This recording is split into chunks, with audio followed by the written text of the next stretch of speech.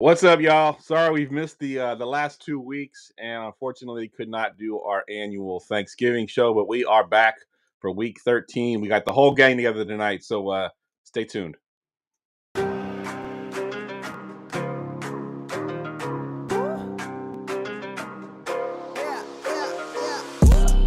Going for two, kickers are extra, I give them the boot. Ooh, going for two, sit back, relax while I grab me a brew. Ooh, now I'm reclining while putting my time and I'm ready to go. My spine is aligning and much my lineups, my bank account grow. I am so rich, but knowledge is all that I'm leaving it with. Ooh, listen to this, multiple options, how far can I get? Ooh, DFS Dynasty redraft tonight, I'm not finishing last. I'm finishing past any and all, I am looking to last. What else? This spot is popping and I am so locked in and only opening the door when it is opportunity knocking. And all of these spots keep on talking and talking. So what are we talking? What kind of alignment? And running it deep, even players forgotten or came from the bottom or hitting that top end. And this spot is popping, yeah, this spot is popping. And woo! This is the armchair, yeah. Put up your arms, yeah. Sound the alarm, yeah, yeah, yeah. Woo!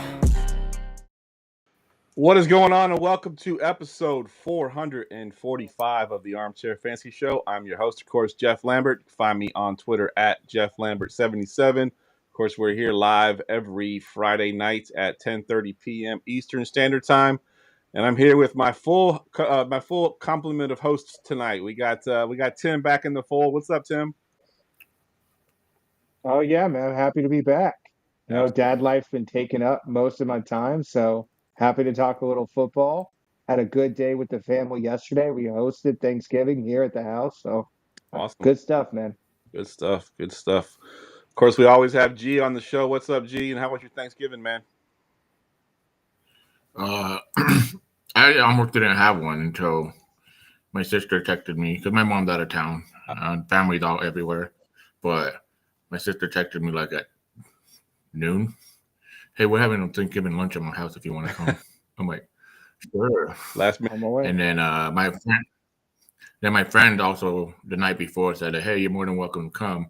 Next thing I know, I had to eat 2 Thanksgiving dinner within 5 hours. So I'm sure you weren't complaining. Yeah, it was a good day for us as well. We had to do both families. Had to go to my mom's house in the morning, and then had to travel south about 45 minutes to my wife's family, and spent the day there with them watching football. So overall, pretty good. All right, let's go ahead and get into the rewind. The weekly rewind. Rewind. So obviously we haven't had a show in a couple of weeks, so we can't really talk about the calls that we made. So we're going to talk about the ones that we were going to make had we had a show. We did put some of them out on Facebook. If you are on the Facebook channel, you will see some of our calls on there. But Tim, we'll go to you first, man. What was your one good, one bad from last week? Yeah, I was all over the Lions last week, as were most people. But I had a lot of unique stacks there, including I had a lot of Wandale, which really helped me out. Unfortunately, I also had a lot of Jammo in those too. So with him getting a bagel last week, it's really kind of crazy if you think about it, because Jammo got the 0 last week just because of scheme. This week, obviously, Sun God got it yesterday because of injury. So Yep. Yeah. those Lions landmines. Yeah, for sure. I had that stack as well, and I was able to avoid JMO. I had some really good lamps last week. I had my cash. Did you play Wandale in cash last week? I was going to ask you that. I bet did. You did. I did, absolutely. I got to give you props for that. That's pretty good. Yeah, I was trying to get T. Higgins in, and I couldn't get him. So, you know what? I'll just settle for Wandale, and that ended up paying off handsomely because T. Higgins got hurt and 6 points. So, for sure, I think my cash line went over 200 points last week. So it was pretty good. Last week was wild. Gerson, what you got for your one good, one bad? I had a lot of line exposure, so that was my bad. My good was I played Bichette and the Cardinals, and so I ran it back, and it helped me out because they were still pretty cheap. I mean, people were like, "Can you keep doing it?" Yeah, he keeps doing it. So yeah, I'm gonna ride that horse until it falls off. Unfortunately, he's about to fall off sooner or later because he's so old. You know? Yeah, good stuff. So my one good, like I mentioned, we put some of our calls out on Facebook, and of course, y'all know we do the sick call every week. and I put out my last 2 sit calls on Facebook, and now I am on a streak of 5 straight sit calls. Of course, I had Isaiah Davis 5 weeks ago, Olamide Zaccheaus, Kyle Williams, and then the 2 that I put on Facebook, I had Dortch 2 weeks ago, and then last week I had Isaiah Hodgins. All of them hit their values. So 5 weeks in a row, we're going strong. I got to make it 6 this week. All right, let's get to the quarterbacks. Let's talk quarterbacks. All right, let's kick it right out the top here, Tim. What you got for one of your favorite quarterbacks? Yeah, I should probably have mentioned that I am liable to drop from the show at any moment should the baby call. So just so y'all know. I think it's really funny. I'm back for this show because this is the ugliest slate I think of the year. Yes. Like usually the post Thanksgiving slate is usually ugly, but this one's like extra ugly. But yeah, I'm gonna take. I really went back and forth on who my top guy is. I think I'm going with Matthew Stafford. He's 7K. He's got a matchup against Carolina, who you're not really scared of, and 2 of their best defensive players are out on injury, J.C. Horn and Morig. So I think that there's been 2 games, I think, in the last 4 weeks where Stafford hit 26, 27 DraftKings points in blowouts. So this is not a situation where, they're going to blow out Carolina. He's not going to get there. He's gotten there twice already in blowouts. So I think 27, 28 DraftKings points could win like quarterback this week, right? I think there's one guy who I'm sure you're going to talk about in a moment that has a 40-point ceiling. Everybody else is like the race for 27. Yeah, for sure. And you're right about Matthew Stafford. I think it was last week that they were in a blowout. 3 minutes to go in the game, and he's still chucking it all over the field. I'm like, what are they doing? Like, he's the MVP. Yeah. Without him, they're going to go down, but they're out there still running Stafford out there. So kind of crazy. G, what you got for one of your top plays? Yeah. So yeah, I can agree with you there. It's like pretty hard. I guess you're gonna go. We have to talk about Josh Allen, right? So That's Josh the one, Allen. yeah. I mean, he scored 47 points, 6 touchdowns. I mean, yeah. I mean, he's a great player. The thing is the cost, and on this slate, the cost is almost everything because we don't really have like tremendous value. We have some value, you could say, like, in the mid tier, but 7.5K for a quarterback. And then we lived and learned that it's kind of hard to stack with Josh Allen. So if you're going to play him, you're going to want to play him with like the cheaper guys so it doesn't hurt your roster building too much. And I mean, the Steelers defense is, I would like to say they're average. They're not nothing special. If anything, they're below average. Aaron Rodgers also going to play in this game, so it makes the game more appealing. I mean, if there was no Aaron Rodgers out there, I would not even touch this game at all. But hopefully, and he fractured his non-throwing arm too, so it's not like he's hurt on his throwing arm. I mean, you'd be pretty incredible, especially being the age he is, to throw a football with a fractured arm. Yeah.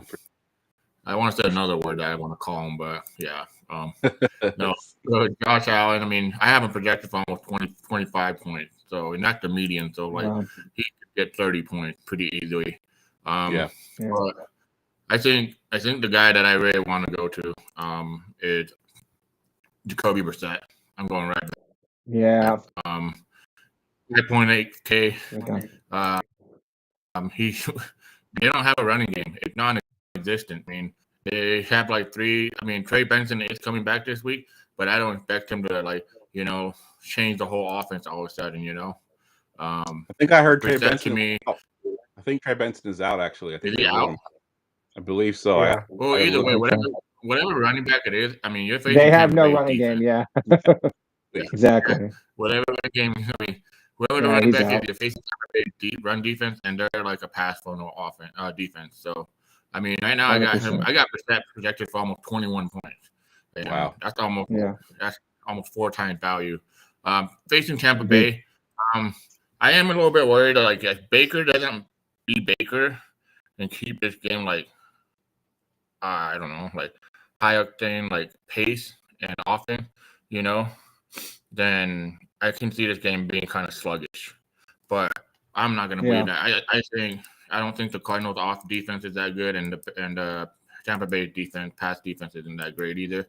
And Trey McBride, I mean, he is basically, if you drafted Trey McBride in any dynasty or fantasy football or anything like that, he's basically a top 10 overall player.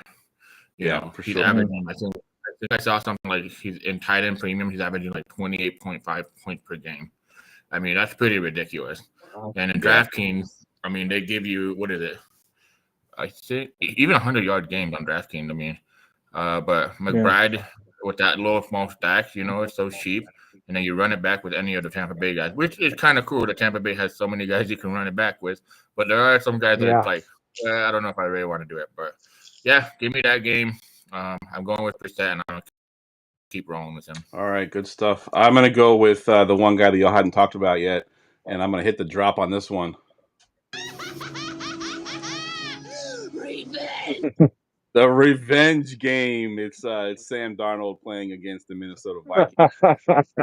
He's gonna be at home. You did that drop for a second. I thought it was like Halloween or something. Yeah, so Sam Darnold, obviously, you know, the Vikings do have a tough defense, but I think Seattle's going to be able to cause some turnovers. They have that rookie quarterback starting, so I think Seattle's going to get a lot of short fields. Which will set up Darnold for some pretty easy touchdowns. And, of course, he has the best receiver in the game right now with JSN. Expensive, obviously. He's like over $9,000 easy. But Darnold is 5.6, and I do think he's pretty viable this week with this ugly slate we just talked about.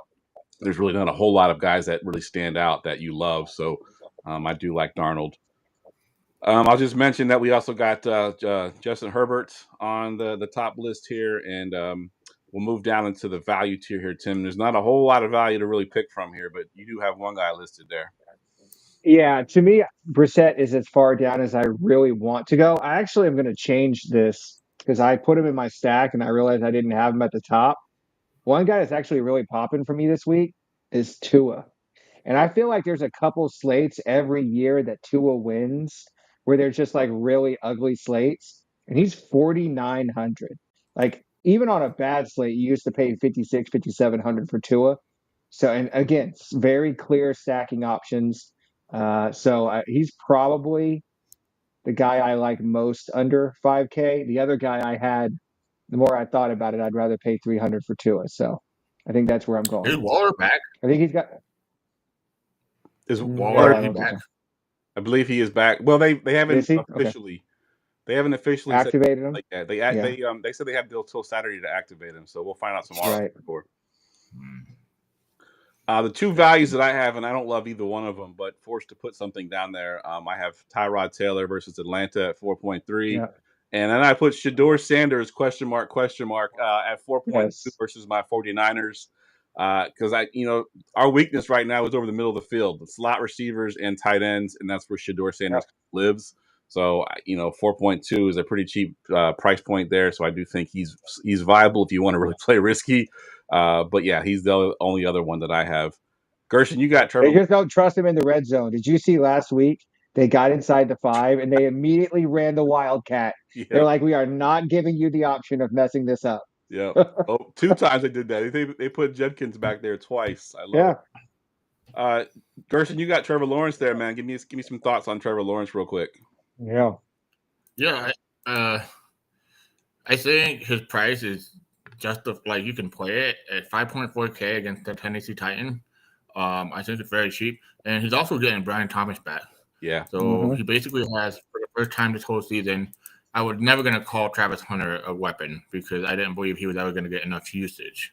So you got Brian Thomas. You got Brent Strange back injury too last week, and they're really cheap. While the Tennessee Titans they're not a sexy offense, I mean, they have some players that are cheap, and you can run it back with the stack. I'm just looking for value here, so I can fit in all the stud.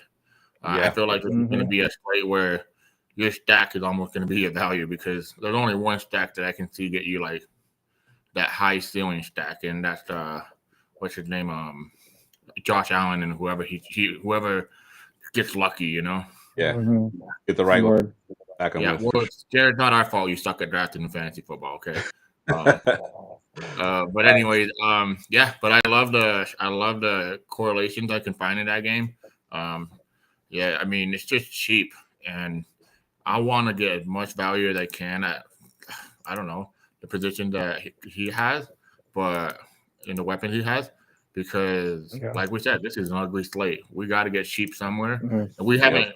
I mean, I'm pretty sure we're gonna get some crazy news on Saturday or Sunday. Yes. Someone's gonna pop up. Yeah. Yep. All right, let's get to the tight ends. Did somebody say tight ends? All right, why don't you go first this time, Gerson? Give us one of your top guys here.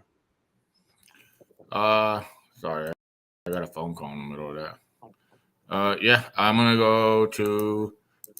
I'm not gonna. Okay, yeah, good, because I'm gonna roll with this. I'm gonna go to Trey McBride. Obviously, McBride is probably the best tight end in the NFL right now. I mean, I don't think probably. I know he is actually. Hold on, I had notes on him. Sorry. Yeah, McBride. I mean, he is basically like a number one wide receiver. And like I said, a lot of people don't see this sometimes, but you can actually put him in your flex spot. So he can play like basically a wide receiver, and then you can fill in your tight end. I mean, he's gotten 30 points almost 3 times. I mean, the third time was 29.4, But for a tight end to get that kind of, scoring, it's pretty amazing, I say. But other than that, I mean, 21 points, 16 points, 16 points. I mean, he's getting so much target from Brissett. Last game, I actually shout out to him. He won me like $1,200 on a pick'em. But still, he just targets him over and over and over. He's like his safety blanket. They get the pass rush on him. He goes straight to him. $7,500 is a lot to pay for, but if there's a wide receiver I'd want to pay for, like if you really compare like the wide receiver compared to him, you got JSN $9,500, right? I believe. Yep. You got hold on, what are the other high price Puka, wide receivers? Puka's 9,000, I believe. 9,000. Yeah, so you got those two guys. I mean, I can say that McBride can get just as many points as they can. Maybe not JSN, because JSN's on another world right now. But we're looking for stealing here at a tight end, and he's the highest stealing tight end you're going to get this year or this week. So give me McBride. Matchup is going to be there. It's against Tampa Bay. It's just, again, I think if I do play McBride, he is going to be my flex. So he's not going to be my starting tight end because I have to save money, and you're going to play him in your flex and then get a cheap tight end. Yep, agreed. What about you, Tim? What do you got up in your top? Yeah, I agree with what Gerson said. I'm mostly going to be paying down at tight end. I like McBride. I've been playing him every week. But 7-8K, he's finally getting there. Man, I thought Gerson was going to go Brock Bowers for sure, because I think last week was a really tough matchup, and I like the gap in. He's 2K less than, McBride now, right? And at that point, on this slate especially, that 2K makes a huge difference. Now, we saw him have the 140-point game. I don't know if maybe happen again, but it's a much better matchup. Last week he had to play against Cleveland, right? Absolutely horrible. And this week he gets a much better matchup against the Chargers. Yeah, for sure. And I expect Chargers to get up too, right? They're going to have to throw. It kind of lines up for him. I think he's also got the late slate. The late slate is not super enticing this week. So I think trying to find the right pieces from that afternoon is going to be what really sets it off. And so if it's, hey, everybody has McBride, and I haven't actually looked today at, maybe you can tell me right now, at the ownership, but I feel like ownership's probably going to favor McBride too, right? I think he was the top last time I looked. Let me see. He is not actually. He's fourth. No, Bowers is actually second. Yep. Okay. So I think that makes sense. That's probably the route that I would go. I'm actually very surprised to see Gadsden number 1 though. Yeah, Gadsden. I like him as a play, but number 1 is kind of crazy. Yeah, number 1 is a little crazy. I think it's a price point kind of thing. But yeah, I could say last time we said that was Genty, right? And he broke the slate. So everybody lock in Gadsden. For sure. For sure. Hey man, I like Gatson, man. Yeah, I have Gasson on my list, but I'm gonna talk about George Kittle at Cleveland 5.3. Brock Purdy, I know, had a rough outing this past time out, but Kittle still found a done. And Brock Purdy looks for Kittle, and really with the way our wide receivers are right now, Kittle is kind of the player that stretches the field. He's the guy downfield because that's not Jennings' game. Pearsall has been more of like a screen underneath guy. He can get deep, but he hasn't been used that way this year. And Kittle's been kind of the deep guy, and that's where Purdy likes to go. And it's going to be a little bit tough because that Browns front is pretty good, and they're going to get to Purdy, put some pressure on him. But I have a feeling that Shanahan's going to move him out of the pocket to sort of neutralize Garrett a little bit. And I think Kittle will get downfield and get a couple good plays there. So at 5.3, I do like Kittle. I'll just mention the other few guys that we had. We talked about Gatson a little bit, and Tim has Kyle Pitts at 4,000 in a good matchup as well. Let's move down into the value tier. And Tim, since you have one of the same guys that I do, I'll let you go first, and then I'll talk about my guy. Yeah, you kind of set it up earlier, right? Cleveland gets your 49ers this week. I expect them to be behind. They have to, throw. Shadir last week had 7 targets for Fannin, and he's 3,400, right? Gerson said a couple minutes ago, there are only a couple of places you feel comfortable paying down this week, right? And what do, right? Most weeks when we need value, we look at tight end and we look at defense. And this week is no different, right? I think Fannin, depending on your projections, is 10 or 11 points, right? Which is what you're looking for 3,400. So I think he's going to be very popular. Probably may be the cash game tight end. I haven't looked at it right now, but my gut says that's probably the way I'm going. Because, 7 targets at 3,400, you're just not going to really get that. There's one other guy, which neither one of y'all have, so I'll just mention is AJ Barner. It's kind of the only other guy in that range I think would look at similar volume, but I don't know. Give me a fan in that game. Yeah, for sure. And another thing to piggyback on that is last week was the first week that Fannin outsnapped David Njoku when they were both healthy. And Njoku had 0 targets compared to Fannin's 7. So it looks like Fannin is finally taking that job over to be that number 1 tight end in that offense. So, yeah, I love I just want to see Shadir actually throw it in the red zone for me to feel confident that he's not just going to give me for sure. The only other guy that I had is Brenton Strange. We talked about him a little bit earlier when we talked about Trevor Lawrence. I believe coming back last week, I think he had 6 or 7 targets, which is a good range for tight ends. He also goes up against Tennessee. Yeah, he had 5 targets for 93 yards last week. He had 14 DraftKings points at a pretty good price and a pretty good matchup against Tennessee. So Brenton Strange in that same sort of lower tier there at 3.7 is a pretty good play as well. All right, and Gerson, you didn't have any value tight ends, so let's go ahead and jump right into the running backs. It's time for running backs. Running backs. And we'll just hit the double drop here. Lock it in. Yeah, man. I said I'll take the layup, the cover boy, Devon Achane, on a slate with Christian McCaffrey. Normally you'd say lock that in, but he gets a matchup against the Browns. So I'm going to go down to 8,300 and play Devon Achane. We've seen him already break a couple of slates this year. Gets a much, much better matchup at a cheaper price. Generally on these kind of slates, the way I play them is I try and figure out who the couple studs are that you have to have, and then figure out a way to make them fit, right? And I think there's a guy we're going to talk about here at wide receiver. 2 guys I got to have, and one of them is Devon Achane. And so my whole build this week is going to be how do I fit these guys in with comfortable volume that projects well to be able to have some, potential ceiling. So, obviously he is their offense, right? Like we talked about it when I was talking about Tua. It's him, it's Waddle. He's got above a 20% target share at running back. He's averaging, I think, about 14 opportunities per game. Great matchup. Just always there. Home, favored, running backs, just checks all the boxes. He's a layup. I'll take it. It's my first week back. So give me the cover boy, 8,300. Yeah, for sure. And I think he's actually the highest owned currently player overall right now on Roto Grinders. So obviously, Gerson said earlier, I have him the highest projected non-Josh Allen. It's Josh Allen and then Devon Achane. Yeah, for sure. He's definitely up there. Gerson, what do you have for one of your top plays? Achan definitely my top play. But again, it's hard to justify price this week. I mean, I simulated and I did, 150 teams, and my build all over. Like it's hard to get CMC, Jonathan Taylor, those high priced running backs in there when we had like it's like I like to call it. I guess you can say like a mediocre slate. You know, Yeah. because you're trying to fit like good plays to make a roster actually look good. Once you put CMC, JSN, or those guys, it just looks like, oh man, all right. Hopefully they go off for 40 points. Yeah, for sure. Mhm.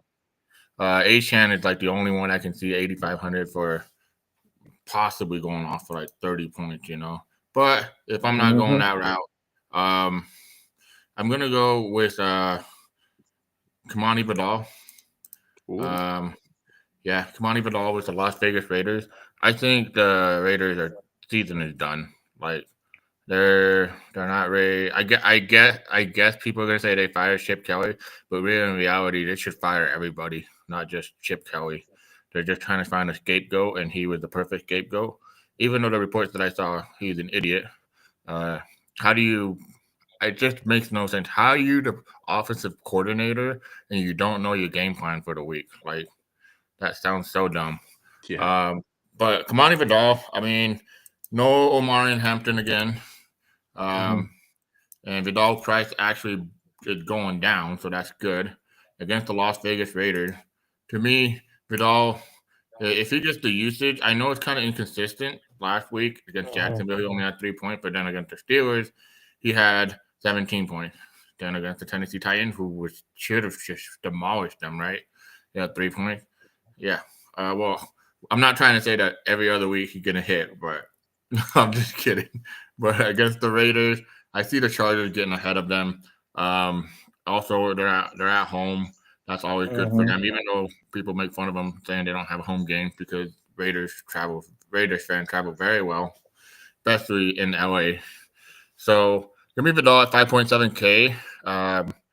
I think the reason why Gadsden is so highly owned, I believe this offense, everybody's going to look at the matchup and they're going to think this is the team that everybody's going to have to stack. They're going to have to get a piece of the cake. This is the game that they want because, one, Gino, he turns it over so much. He gives you so many opportunities. Two, it's going to be a higher pace game. The Raiders are just going to have to move. They're going to play back and forth with the Chargers. The Chargers are going to throw all over him. But, yeah, give me Vidal. Hopefully he gets in there for a touchdown or two and then gets 70 yards, and he'll be hitting value. Yeah, I love it. I'll go next here, and I got Quinshon Judkins versus the 49ers. Our defense is well documented, pretty injured. We don't have our middle linebacker, Warner, and then his backup, who was also balling out, Bethune, ended up getting hurt too. So now we're on our third string middle linebacker in the middle of the field. We're not good against the run. We've gotten kind of lucky this year. We've had some bad teams that we played against, so they didn't have much of a run game. So I do think Judkins at 6.2 is viable. And as we talked about before, they take Shedeur Sanders out on the goal line and put him in the Wildcat. So he's the goal line back as well at 6.2. So I like Judkins a lot. I also I'm going to go ahead and just talk about James Cook as well at Pittsburgh, 7.6. Pittsburgh's run defense has not been good this year. As a matter of fact, on the slate, they give up the most points to running backs, third worst in the NFL. Only teams worse are the Ravens and the Patriots. As far as fantasy points go, and they're ranked 30th. So I like James Cook a lot this week. You could probably stack him with Josh Allen, but it's going to be hard to do with his price point at 7.6. So those are my other two running backs there. Let's see. I'll just mention the last couple that we had there. We had ETN, Kyron Williams, and Breece Hall. Actually, Tim, talk about Breece Hall a little bit because he's pretty high owned. I want you to mention him a little bit. He is, yeah. I was really shocked because he came out as like my highest point per dollar running back. And I think a lot of it is combination. It's the matchup, right? And he's just going to get all the volume. They expect the offense to be a little, it actually looked a little better last week with Tyrod Taylor, right, against Baltimore. And now he gets a much better matchup at home against a Falcons team that's been just getting killed by running backs, right? he's actually getting like basically all the work, right? I mean, I looked this up earlier, but ever since he went out, he's 71%, right? Isaiah Davis is 29%. So 71% snap running back for 6,000, which is what you're looking for, right? We just talked about it with Kamani Vidal. There's not a lot of value on this slate. You're looking at that mid range. I actually kind of like Vidal maybe a little bit more, but I think they're very close, Yeah, I right? agree. For a similar price point. Love Brees So, Hall. yeah, I think it's a really strong play. So, I mean, you look at 18 touches, right? Is what I have him projected for 6K. There's just not many other guys in that range. Good deal. Let me just correct myself too. I think I was looking at the wrong thing on the Buffalo Bills. The Pittsburgh Steelers are not 30th ranked versus the run. It's the other way around. The Bills are 30th ranked. I was looking at the Bills, Yeah. thinking of Cook. So Pittsburgh's actually 8th. So they're actually still pretty good. But I still like Cook in that. He'll get his point.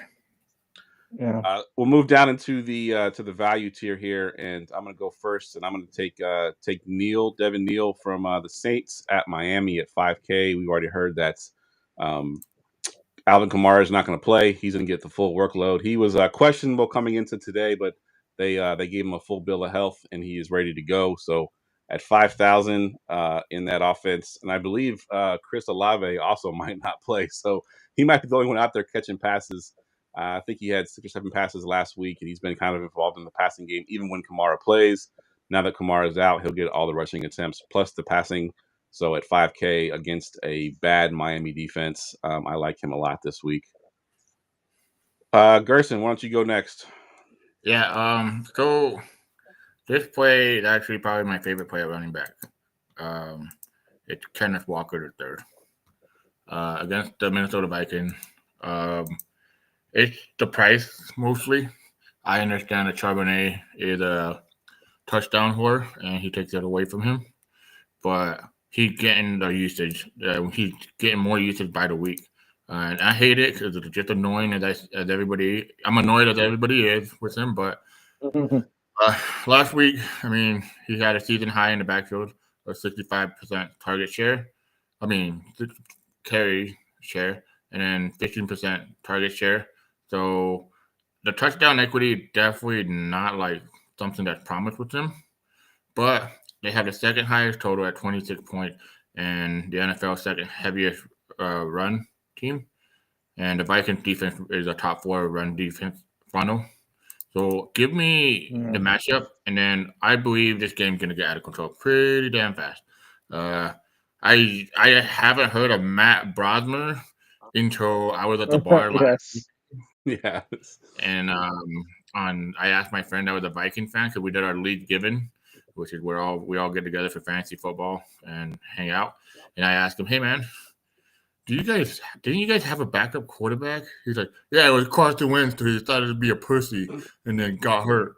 I'm like, "So who's your backup?" He's like, "Matt Brosmer." I'm like, "Who the hell is that?" It is. It's a classic Conor McGregor one. It's a who the fuck is that guy? Yeah. Yeah. Who the fuck is that guy? Yeah.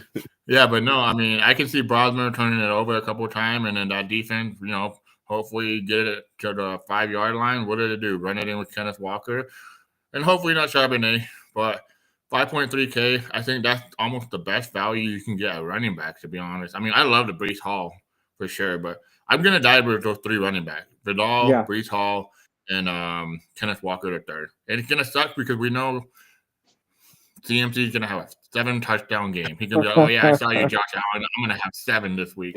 Yeah. All right, Tim, you got one more there in that same 5.3 range.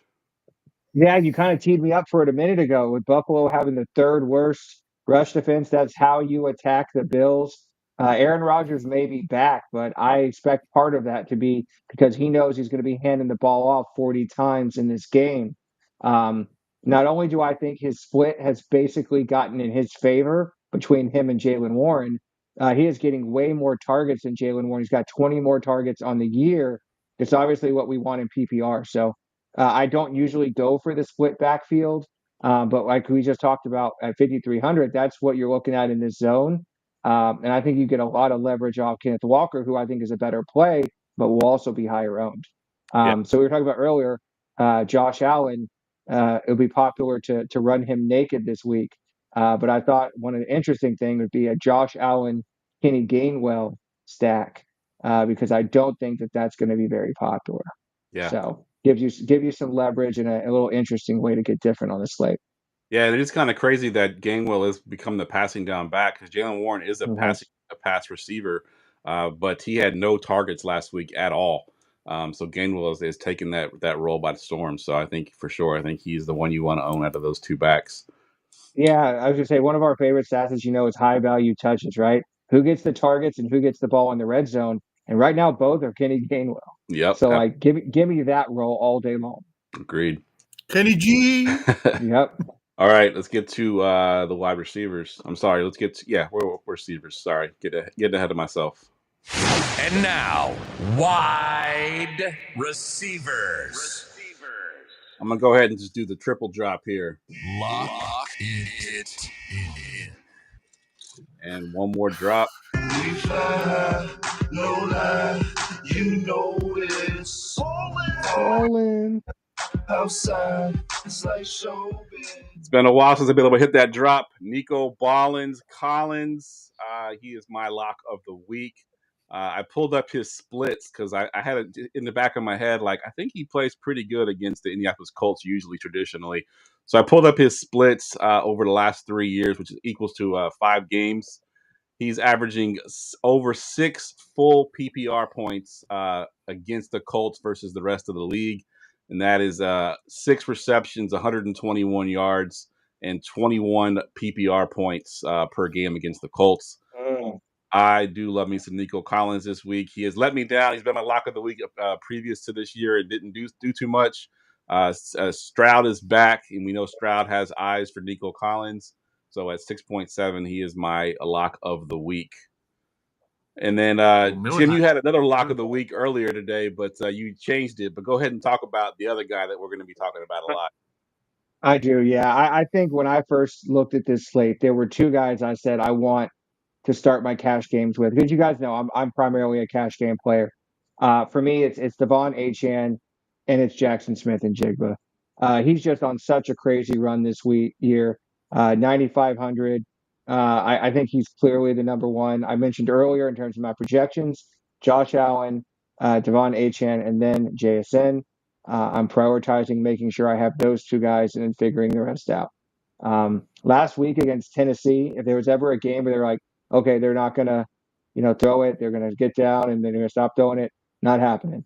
He's still bombing it with them up. So I think the same thing's going to happen here. And yeah, I think they're trying to get him the record. At this point, I think I've decided they're trying to get him the record. Yeah, for so sure. If that's the case, they're not going to take their foot off the gas. And it's, of course, it's especially in the revenge game too, right? Like they're just so get all the narratives in here to just lock JSN in addition to the fact he's getting 12 targets a game. Yeah, for sure. All right, we'll go to Gerson and go ahead and do your lock. Lock it in. Man, you couldn't get like a 6 song for him. Like Michael, no, we don't have one yet. He's only been good for a few weeks. No, we'll do one when he gets a 30-point game. We'll do the what's that movie? Wilson. Castaway. That's a good one. Yeah, Castaway. Yeah, Michael Wilson. I can't tell you how grateful I am that I have him in a lot of dynasty leagues because he has been balling. If that was what we want to say with him too.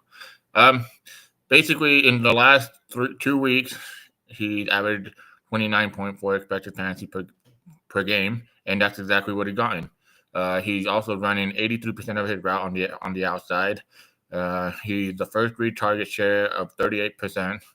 I mean, that would be the 5th best among all wide receivers in a full season. I'm not saying just like I'm saying the whole season. I mean, that's pretty crazy. I do get that Marvin Harrison Jr. might come back this week, but I still view him as the 1A wide receiver there, even when Marvin Harrison comes back. And for his price at 5.9K, he could still hit that, Mm-hmm. If you watch the Cardinals game, which is kind of sad that I've been watching them because I've had Brissett in like the last 2 weeks. Michael Wilson runs the routes way better than Marvin Harrison Jr. separates a lot better than him, and just always like a magnet to Brissett. And I've watched when Brissett was throwing to Marvin Harrison Jr., it wasn't like that, that high volume. I mean, he's getting peppered. I mean, he had an 18-target game, right? 18 target and I think it was. target back-to-back. Yeah. So, and the other thing is, like, this is a perfect matchup for him. The Buccaneers blitz the fourth highest rate. Brissett looks at Trey McBride, and he's going to look at Wilson for that first read. 38% first read target. So, I mean, pretty quick right there. Buccaneers having a very bad funnel pass defense. I mean, they allow the fifth most yards per receiving yards per game within 10 yards of the line of scrimmage. That's 107 yards. That's pretty crazy. That's crazy. So, I mean, it's gonna be interesting because I think if Marvin Harrison is out again, he's gonna be the highest owned wide receiver, hands down. Agreed. Yeah. So, Sure. and that stack is gonna go straight up to the top stack of the day. Agreed. But yeah. So I only had Nico and JSN in my top. So we'll go back around one more time, Tim. Why don't you give us another one of your top guys? Is there anybody I have y'all don't? Yeah, I'm shocked neither one of y'all have this guy, Tet McMillan. Okay, I'm calling it. This is the Tet. He already had the Tet game a couple weeks ago. This is the next Tet game. I mentioned earlier about Stafford. I expect the Rams to go down and just put a whooping on Bryce Young. He has not obviously been great overall, but he's been pretty good in spots. And in the last couple of weeks, he's been really good at getting the ball to Tet McMillan. Obviously, we know the Rams have a strong defense, but they've also kind of given up some points, particularly in garbage time. And that's what we like, right? 6,100. He's kind of in that mid-range. He's got the ceiling that you're looking for in tournaments. I don't think he's a cash game play for me, but I think he's got, I always try and look at these plays as, what chance do they have, 5x their salary at a low percentage. And I think he's pretty high for me. Yeah. I really feel like Bryce and him have developed more and more chemistry as the series, years gone on, and that's going to really show out here. So I think it's not the best matchup, but I think the volume, the price, and just the fact that the game script is going to favor him. Yeah, I like Ted a lot for good reasons. Gerson, talk about Jalen Waddle because he's a popular. That was the other guy I wrote. yeah, I mean, it kind of depends if Waller's back. If Waller's not back, he's going to be very condensed target share between him, Ashan, and what's his name, Malik Washington, I think his name is. They've been getting a lot of touches. But either way, I mean, he's been doing good enough. I'm not saying that he's like a great wide receiver, but to me, Waddle against New Orleans defense is not very good. He is getting highly owned right now. He's almost at 20%. Yeah. So I expect him to be pretty highly owned, but I'm still gonna play it. Like Tim said, what's his name? Tua always has those random games. This feels like a game where he's probably gonna have one of those games against the New Orleans Saints. Basically, what they're projected for the first pick right now. Basically, Yeah. Are they the worst team in the NFL? I think they are. I could be wrong. Or the Titans. Either way, they suck. One of them. And I think it's tough for me to justify like between him and Nico because they're almost in the same range.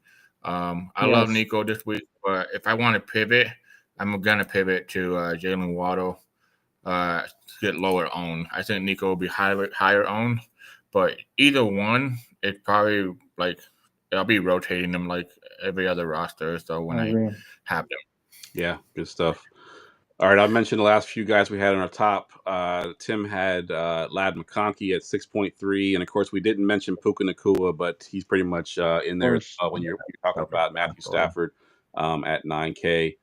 We'll move down into the value tier, and I'll go ahead and go first here, and I'm going to talk about a guy that I thought was going to get more volume with Kirk Cousins back in the lineup. He hasn't gotten the volume yet, but he did get that moonshot touchdown last week. That's Darnell Mooney at 5.3 at the Jets. I do think they're going to continue to try to work him into the offense. He has not been good this year, but Kirk Cousins last year had a lot of respect for him and trust in him. So I'm hoping that kind of comes back The Jets are 31st DVOA versus the wide receiver position. So I think Mooney at 5.3 is a good. It's not a cash game play. It's more of a GPP dart throw. But he's somebody that'll be low owned that you can look at at 5.3 range. Tim, what you got for one of your values? Yeah, probably Khalil Shakir. It's a guy I like the most in this range, 5,500. I've got 10 targets from Josh Allen last week. You talked about it earlier. Pittsburgh Steelers are a pass funnel. It's pretty hard to run against them. They actually give up a lot against the slot. So I think that's the way that, especially if I'm doing a Josh Allen stack, he's definitely my preferred stacking partner. I don't know how much I'm going to have him solo, but I talked earlier about how much I like Kenny Gainwell. And so it's one of my favorite kind of secondary stacks is Shakir and Gainwell because I think it'll be super low owned. And both guys have that 25, 30 point ceiling on an ugly slate. So not a lot of guys in here are projected for, 7, 8 targets. It kind of reminds me of your Wandale play a little bit from last week. Not quite the same ceiling, but a similar volume expectation going in. Yeah, for sure. What about you, Gerson? What do you got for one of your values? Yeah, Jaden Higgins, the Houston Texans wide receiver, 3,900. He's been getting peppered more with more targets. I know Davis Mills was the quarterback, but even then, I think he has played games with Stroud before. So, I mean, he got 13 points last week, 9.5 before that, 15 points before that, and then the one against Denver was like what do you call it? He didn't score shit, but 13 points against San Francisco. I mean, 3,900. We're not looking for like 20 points here. We're looking for like 13 points, basically. Yep. So yeah, I mean, Indianapolis Colts. I think this game is going to be a very interesting game environment. This is the highest total game, right? Isn't it? Yeah, I believe so. It's not very high considering how it's like 47. Yeah, it's like 47. No, I mean, I guess when we say the highest scoring game, we're expecting like a 52, 53. Yeah, there's none of those games. Yeah. It's actually yeah, but it's actually only 44.5 now. It's actually one of the it's like right in the middle. Huh. Okay. Well, but yeah, Jaden Higgins for 3,900. Again, I'm telling you guys, there's going to be a value that's going to open up. We don't know it yet, but we'll see it. You got to look out for it. For sure. I'll just run through the last few guys. Same guy. Because some of these guys aren't I don't know if we love any of these guys, right, in the value tier. There's really no one that we're like put him in the lineup and lock him in. But we got Quentin Johnson, we got Shimmery DK, John Mechie, who's kind of come along there with the Jets at 3.8. He's probably my favorite of this lower tier group. And then I put Dortch in there only if Marvin Harrison Jr. is out. If Marvin Harrison Jr. plays, I don't want Dortch. But if he's out, Dortch at 4.6. And Jawan Jennings is kind of showing up lately, too, at 4.7 at Cleveland. Jawan, man. All right, let's get to the defenses. Defense. All right, Tim. Yeah, it is crazy that I hope Gerson is right and that some value opens up between now and Sunday because I would love nothing more than to play the Seahawks defense at 3,900. It is really tough to get to, but the Vikings offense right now is like historically bad, like Jamarcus Russell bad. Okay, like historical. And so at 3,900, right? Like, so like, I don't know how you get there, especially in cash. But I think in tournaments, it has to be in your pool. In the middle, I think it's the Steelers. There's a real good shot. Josh Allen, we saw what he did against the Texans. He shits the bed on the road a couple times a year. Pittsburgh's been better at home, and 2,600. They actually have some upside. We saw them get that wild Caleb Williams sack fumble touchdown last week. So on a slate like this, that could be all you need. And then the chalk, I think, is going to be the Titans at 2,200 just because we need the salary. Yeah, for sure. I had the Titans as my top defense. And then I put the Cleveland Browns versus the San Francisco 49ers because our offensive line is not great. And we know they have Myles Garrett. I put a stat out on Twitter And I can't remember all three teams, but I know it was the 49ers have, I think, 15 sacks. The Panthers have 16 sacks. And Myles Garrett has 18 sacks by himself. So he's got more sacks than some entire teams. So it's going to be a menace. He's going to be someone that we're going to look out for, but I do think he gets a couple sacks there. And 49ers, I don't think are as good as their record. So at 3K, I do like the Browns a lot this week. Gerson, you got anybody you wanted to talk about before we get to the stacks? On defense? Yeah. Like the only one we haven't talked about Texans. I would say the Tennessee Titans. Did you talk about them? We did. Yep. No. The Texans is the only one we didn't talk about. Yeah. They're facing Trevor Lawrence. So yeah, that's all you need to know for sure. That's all you need to know. All right, let's get to our stacks. Goingfor2.com's weekly stack report. All right, Tim, why don't you go first? Yeah, I kind of gave it away at the top of the show. I really like the Tua stacks this week.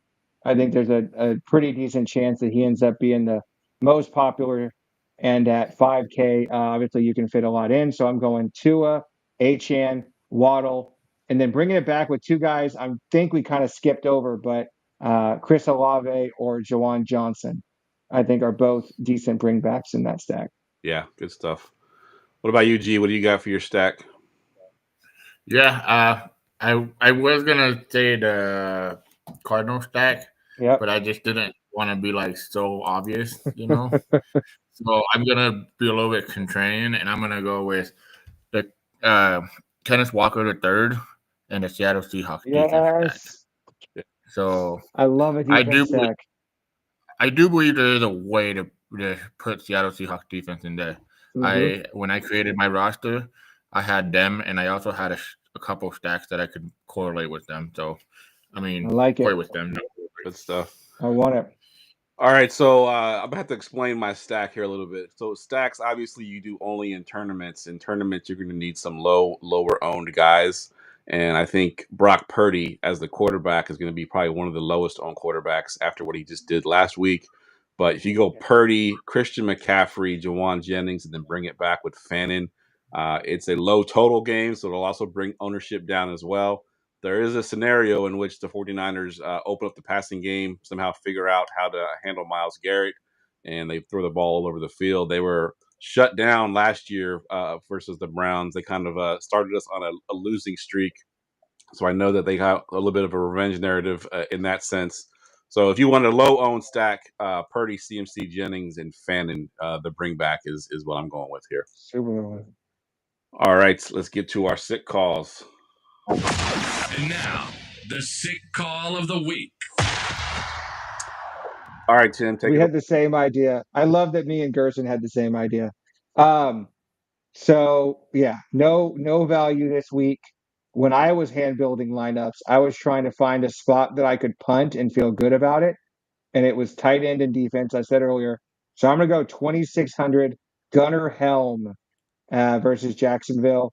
This obviously, I don't know if I care whether or not Chig Okonkwo plays because he got 7 targets last time anyway. I just need like a 4, or a 5 from him because, like I said earlier, I really think on this slate, it's you fit in the studs any way you can because if you don't, like Jameer Gibbs last week, right? Like I don't know that anybody's going to drop 58, right? But if JSN or Achane hit 37 and you don't have them, slate's over, right? So is there a tight end not named Trey McBride or maybe Brock Bowers I think is going to kill you? Probably not. So let me just punt the whole thing, take my 4, and move on. Yeah, I love it. What about you, G? What do you got for your sick call? Yeah, it's ugly. It's ugly out here in the sick world. Chig Okonkwo, 3.6K. I think again, it's just you play him in a tight end spot, and then run probably the other tight end or no tight end. But if I'm playing him in a tight end, I'm likely running out Trey McBride or Brock Bowers in a flex. I think all those value running backs we talk about, I don't know if they can outproduce Brock Bowers. At 5.7K. So Chig, run it back with that Trevor Lawrence stack. That's the way you're gonna get cheap in that stack. It's just it's not like the sexiest because he hasn't really done amazing, but he's still getting like 7 point, 9 point. He's getting those small dink and dunk or whatever you want to call them. Yeah. But and he's athletic, so if he takes one to the house, it wouldn't shock me, Yeah. I mean, About the time of year he starts to light it up. He always waits he's a late bloomer always, right? every year. Yeah, great best ball pick for that reason. Yep, That's why I exactly. love him. All right, I'll go last. Thing. I'll go last again. I've gone 5 straight weeks now after being shut out for the first 7. And I'm going with Christian Kirk at 3.4. So we talked about Nico Collins already. We talked about Higgins already. I'll take the third receiver in that offense and go Christian Kirk at 3.4 at Indy. He came back last week, looked healthy for the first time all year. 5 targets, 54 yards, and a touchdown last week. He gets Stroud back, so the offense should be pretty much fully healthy. So Christian Kirk, I think, has some potential here to do a few things at 3.4 against Indianapolis. All right, fellas. If you were to do the Stroud stacks, it's obviously Nico's your lock. So you're going Stroud, Kirk, Nico. Who are you coming back with? Probably Tyler Warren is who I'm going to bring it back with. Okay. I think like that. Yeah, I think the Texans are pretty good on the corners, so let me attack the middle there. I'm going with Warren. I'm going with Pierce. I think this is a Pierce game. Okay. Yeah. Okay. I like it. All right, fellas. That wraps up the Lock show it in. tonight. Tim, you made the whole show. Baby didn't interrupt, so good stuff. No. I definitely owe my wife for this one. There's no doubt. I do want to give a quick shout out to my UNT Mean Green Eagles. First time they've been ranked in 60 years, headed to the American Championship. So for a small school guy like me, big day. So yeah, Good stuff, man. shout out UNT. I'll give a shout out to Utah. They rank every year. That's awesome. Good stuff. Anything else y'all want to drop with before we get out of here? No. Make sure you go on Twitter on Sunday because there's going to be value somewhere. Yeah, and it's going to hit. But no, that's it. All right, guys. For Tim, for Gerson, I'm Jeff. Good luck this week, and we'll see y'all next week. Go Pack, go!